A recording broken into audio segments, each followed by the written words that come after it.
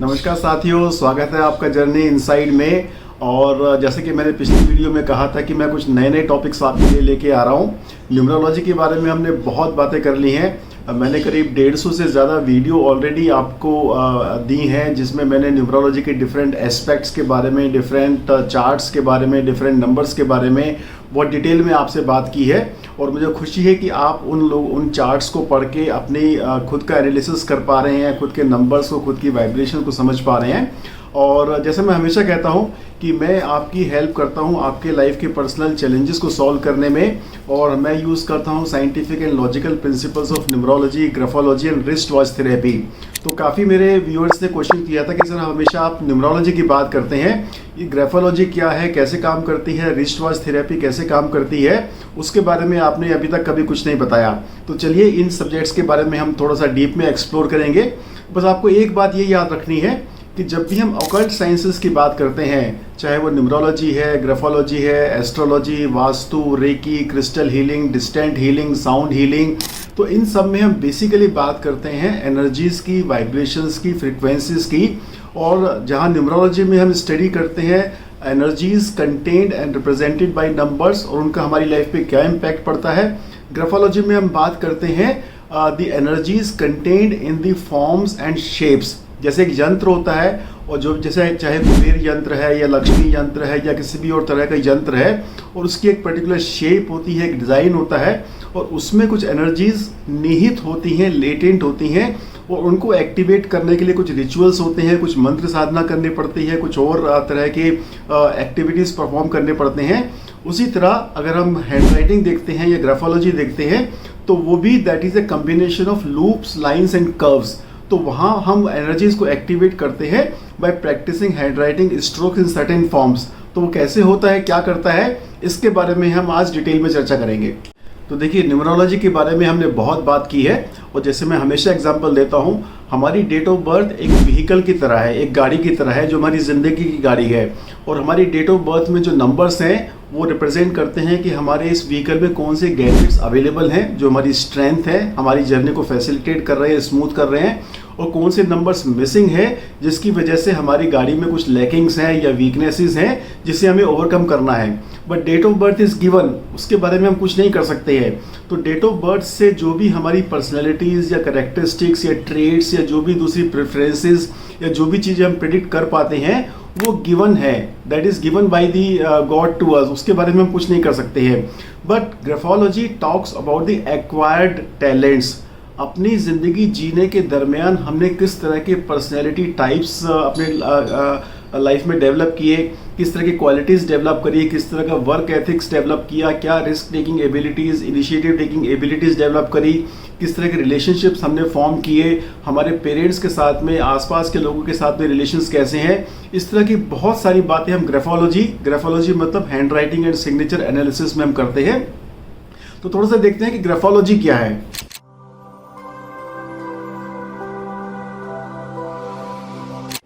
Hey guys, मैं राजीव, आपका personal consultant, और मैं आप लोगों की हेल्प करता हूं आपके लाइफ के पर्सनल चैलेंजेस को सॉल्व करने में, चाहे वो job, money, career, business, finance से रिलेटेड हो, या कुछ ऐसे ऑब्स्टिकल्स आपकी लाइफ में हैं जिनको आप ओवरकम करके अपनी ड्रीम लाइफ क्रिएट नहीं कर पा रहे हैं या पर्सनैलिटी डेवलपमेंट चाहते हैं, then definitely we can help you with the scientific and logical principles of numerology, graphology and wrist watch therapy. और अगर आप इंटरेस्टेड हैं न्यूमरोलॉजी को डीप स्टडी करके अपना न्यूमरोलॉजी में अच्छा करियर लॉन्च करने में और बहुत सारे लोगों को हेल्प करने में, तो आप मेरा कंप्लीट न्यूमरोलॉजी कोर्स भी एक्सप्लोर कर सकते हैं, जिसका लिंक मैं नीचे डिस्क्रिप्शन में दे रहा हूँ। उसका करिकुलम, उसकी पैटर्न आप स्टडी कर सकते हैं। और अगर आप बिजनेसमैन हैं या सेल्फ एम्प्लॉयड प्रोफेशनल हैं या आपका कोई इस्टेब्लिशमेंट है या किसी भी तरह का बिजनेस रन कर रहे हैं, तो मैं आपके लिए एक ऐसा लोगो डिजाइन कर सकता हूं जो आपकी सेल्स टर्नओवर को इंक्रीज करने में हेल्प करेगा, कस्टमर एक्विजिशन में हेल्प करेगा, आपकी प्रॉफिटेबिलिटी बढ़ाएगा। अगर आपके कुछ लोन्स हैं या आपके अननेसेसरी एक्सपेंसेस या लॉसेज हो रहे हैं, तो उसमें आपको बहुत ज़्यादा हेल्प करेगा। और लोगो डिजाइनिंग में हम यूज़ करते हैं principles of numerology, graphology, astrology, vastu and secret geometry. तो चलिए समझते हैं ग्राफोलॉजी क्या है। देखिए, आज से हज़ारों साल पहले जब मानव जाति गुफाओं में रहती थी, केव्स में रहती थी, और जब भाषा का भी आविष्कार नहीं हुआ था, तब आपने सोचा वो कैसे कम्युनिकेट करते थे। तो आपने काफ़ी इस तरह की पिक्चर्स देखी होंगी जहाँ पे गुफाओं की दीवारों पर कुछ तस्वीरें उकेरी गई हैं, चाहे वो जानवर की है या किसी और प्रकृति की है या फूल पत्तियाँ बनाई गई हैं। तो उस ज़माने में लोग कम्युनिकेट करते थे थ्रू फिगर्स, थ्रू डिज़ाइंस। तो इसे कहते हैं ग्राफ। किसी भी तरह के फिगर को या डिज़ाइन को या शेप को कहते हैं ग्राफ, और उसकी स्टडी को कहते हैं ग्राफोलॉजी। तो आज से हज़ारों साल से जिस तरह से हम कम्युनिकेट करते आए हैं, हमारा सबकॉन्शियस माइंड कुछ फिगर्स को, कुछ डिज़ाइंस को, कुछ शेप्स को एक सर्टेन मीनिंग देता है, और वो हमारे सबकॉन्शियस माइंड में फीड हो रखा है, और हमारा सबकॉन्शियस माइंड उसी तरह से उस डाटा को या उस फिगर को एनालाइज करता है, और उसी तरह का हम रिएक्शन करते हैं। फॉर एग्जाम्पल, अगर मैं आपको इस तरह की कोई फिगर दिखाऊं, अप्स एंड डाउन्स कर्व्स हैं, और बीच में मैं गोला बनाऊं और पूछूं कि ये क्या फिगर है, तो आप में से बहुत सारे लोग कहेंगे ये माउंटेन्स हैं और बीच में सन राइज हो रहा है।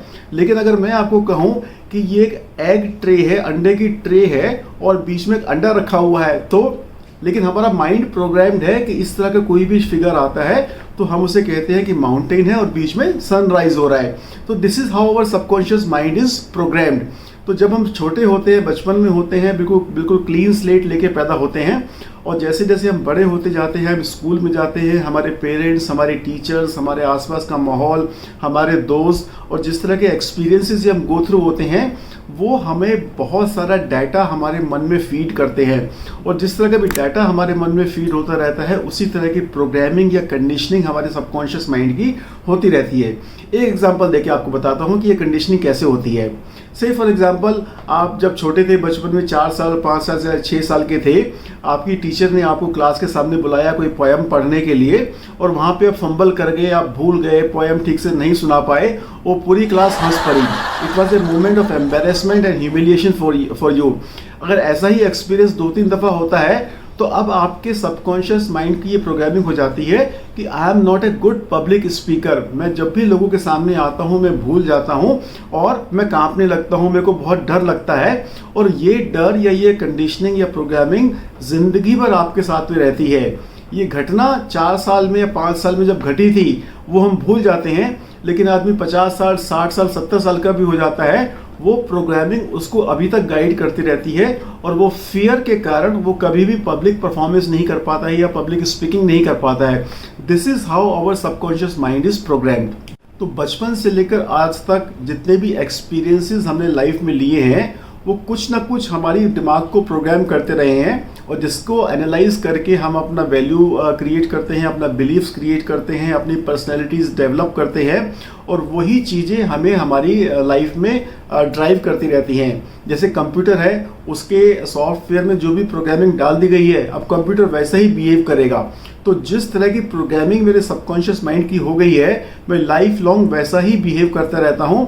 और फिर मैं सोचता हूँ कि कुछ लोग सफल क्यों हैं, कुछ लोग असफल क्यों है, कुछ लोग रिस्क ले लेते हैं, कुछ लोग बहुत डरते हैं, कुछ लोग इनिशिएटिव ले पाते हैं, कुछ लोग नहीं ले पाते हैं, कुछ लोग बहुत फोकस के साथ में एक लंबे समय तक काम कर पाते हैं, कुछ लोग फोकस नहीं कर पाते हैं, कुछ लोग प्रोक्रेस्टिनेट करते हैं, कुछ लोग पब्लिकली बहुत अच्छा परफॉर्म करते हैं, कुछ लोग प्राइवेटली तो परफॉर्म करते हैं लेकिन पब्लिकली अच्छा परफॉर्म नहीं कर पाते हैं, कुछ लोगों के रिलेशंस बहुत अच्छे होते हैं तो कुछ लोगों के रिलेशनशिप्स अच्छे नहीं होते हैं। इस तरह की बहुत सारी चीज़ें हैं जो हमारी लाइफ में घटनाओं में होती है, और उन सब के पीछे होती है कि हम अपनी लाइफ में कैसे कंडक्ट कर रहे हैं। और वो कंडक्ट मैकेनिकल होता है, ऑटो पायलट पे होता है, हमें खुद समझ में नहीं आता है कि मैं ऐसे क्यों बिहेव करता हूँ। मुझे कुछ लोगों को गुस्सा जल्दी आ जाता है, कुछ लोग शांत रहते हैं, क्यों? क्योंकि मेरी प्रोग्रामिंग ऐसी हो रखी है।